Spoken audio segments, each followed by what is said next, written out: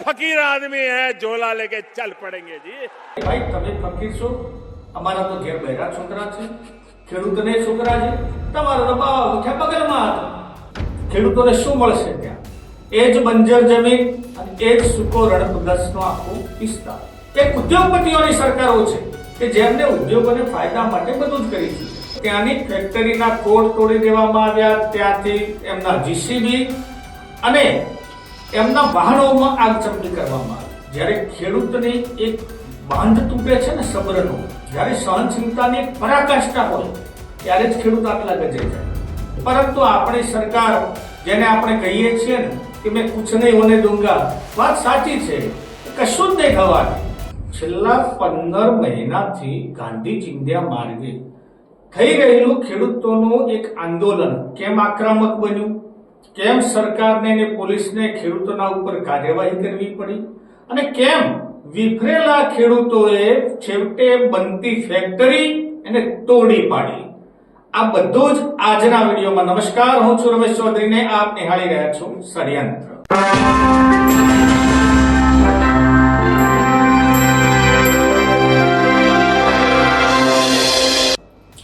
મિત્રો, આજે આ ચર્ચા હમણાં 2 અઠવાડિયા પહેલની છે.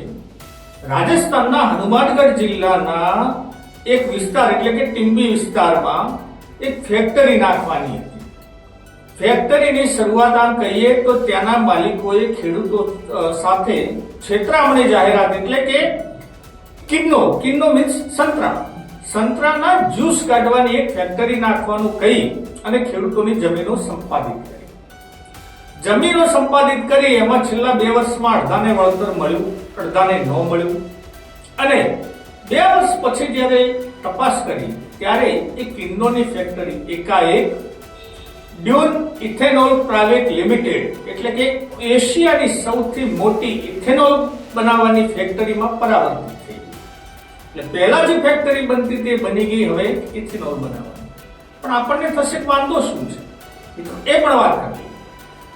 પહેલો વાંધો કે ઇથેનોલ શેમાં વપરાય છે અને શેમાંથી બને છે? તો ઇથેનોલ બને છે શેરડીમાંથી અને પેટ્રોલના અંદર યુઝ થાય છે. યુઝ પણ કેવી રીતે થાય કે જેમ નીતિનભાઈ ગડકરીની પોતાના જેમ એમને સિસ્ટમ લાવ્યા, જેમ નીતિન ગડકરી જે સિસ્ટમ લાવ્યા હતા દેશમાં કે 25% સુધીનું ઇથેનોલ પેટ્રોલમાં ભેળવાય એટલે ખેડૂતોને પણ ભાવ ફરકનો ફાયદો મળે અને ગ્રાહકોને એટલે કે પેટ્રોલ વાપરતા જે કસ્ટમર છે એમને પણ ફાયદો થાય. એમને તો ફાયદો થયો કે ના થયો, પેટ્રોલના ભાવ ઘટ્યા નહીં, પરંતુ પોતાના દીકરાઓની ફેક્ટરીઓ ક્યાંકના શેર ઊંચા આસમાને પહોંચી ગયા.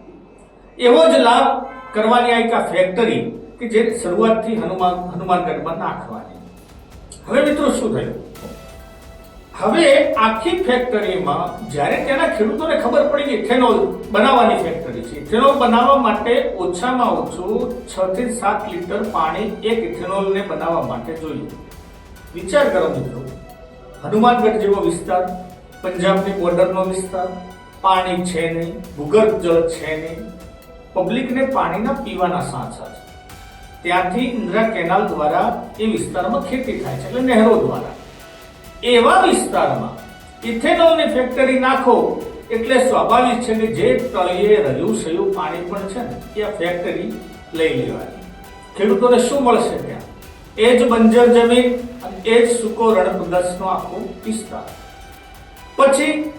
પછી જે પાણી કદાચ જે થોડું ઘણું એમને વાપર્યું છે એ પાણી શુદ્ધ કરી અને જમીનમાં ઉતારવું પડશે, નહીતર એ ઝેર યુક્ત પાણી એટલે કે કેમિકલ વાળું પાણી એ ઝેર બનશે, જમીનમાં જશે, ભૂગર્ભમાં ઉતરશે અને સરવાળે મરશે એનો એ જ ખેડૂત જ્યાંથી પાણી પીશે, એનો એ જ નાગરિક કે જ્યાંથી પાણી બહાર કાઢશે. ફેક્ટરીઓ કહે છે કે અમે એને ક્લિયર કરી નાખીએ, પરંતુ મિત્રો ભારતમાં 99.99% ફેક્ટરીઓ દૂષિત પાણી બારોબાર જમીનમાં ઉતારે છે. અને આ ફેક્ટરી તો એશિયાની સૌથી મોટી ફેક્ટરી છે, માટે આવું થવાના ચાન્સીસ શક્ય નથી. તો શું થાય? જો ખેડૂતોને પોતાની જમીન જતી રહે અને ખેડૂતને પાણી ના મળે પીવા માટે, જે મળે કેમિકલ વાળું મળે, આના વિરોધમાં છેલ્લા 15 મહિનાથી ખેડૂતો ગાંધી ચિંધ્યા માર્ગે આંદોલન તરફ વળ્યા.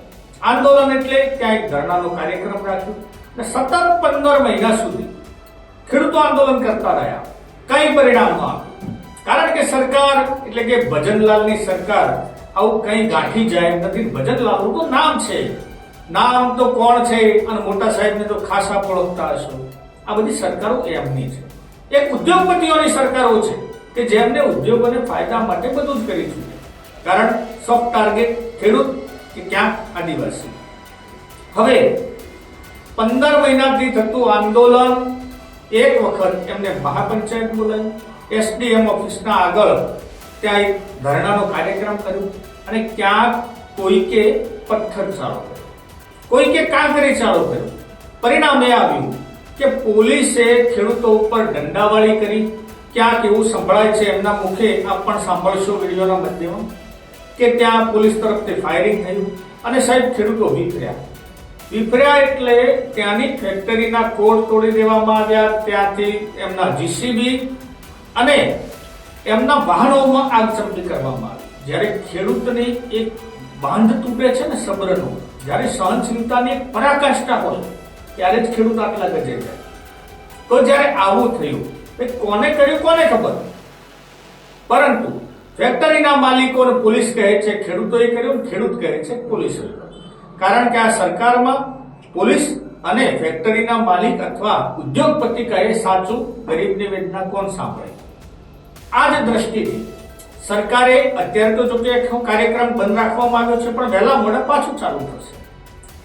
મિત્રો વિચારો, સરકાર એમ કેમ કરે છે? કેમ ખેડૂતો જોડેથી બળજબરી જમીન લઈ લેવામાં આવે છે? આપણે ગુજરાતમાં અદાણીને પણ આ એક સિસ્ટમ આપણે જોઈએ છીએ. હમણાં પેલી પાવર ગ્રીડ લાઈનની જે આખી લાઈન ખેંચવાની, ત્યાં પોલીસ ટીંગાટોળી કરી ઘસેડીને ખેડૂતોને મારે છે. કારણ કે સરકાર અદાણીના પૈસે ચાલતી હોય ને આવો માહોલ છે. અદાણીને કઈ ન થવું જોઈએ, એમના પ્રોજેક્ટને કઈ ન થવું જોઈએ, ખેડૂતનો થવું છે થશે. પરંતુ મિત્રો યાદ રાખજો, તમારું અનાજ, તમારું શાકભાજી, તમારું ફળફળાદી એ ઇન્ટરનેટથી ડાઉનલોડ નથી થવાનું, એ ખેડૂતના ખેતરમાં જ થશે. એટલા માટે આ વસ્તુ સરકારને સમજવાની ખાસ જરૂર છે. પરંતુ આપણી સરકાર, જેને આપણે કહીએ છીએ ને કે મેં કુછ નહીં હોને દૂંગા, વાત સાચી છે, કશું જ નહીં થવાનું. એ પણ કહે છે ઝોલા લેકે ચલ પડેંગે, હું તો ફકીર આદમી હે. ભાઈ તમે ફકીર છો, અમારા તો ઘેર બહેરા છોકરા છે, ખેડૂતને છોકરા છે, તમારો તો બાવા ઉઠ્યા બગલમાં હતા. પણ અમારો વિચાર કરો ખેડૂતનો, અને ક્યાંક સરવાળે ખેડૂતના હિત જળવાય એવા પગલા ભરો.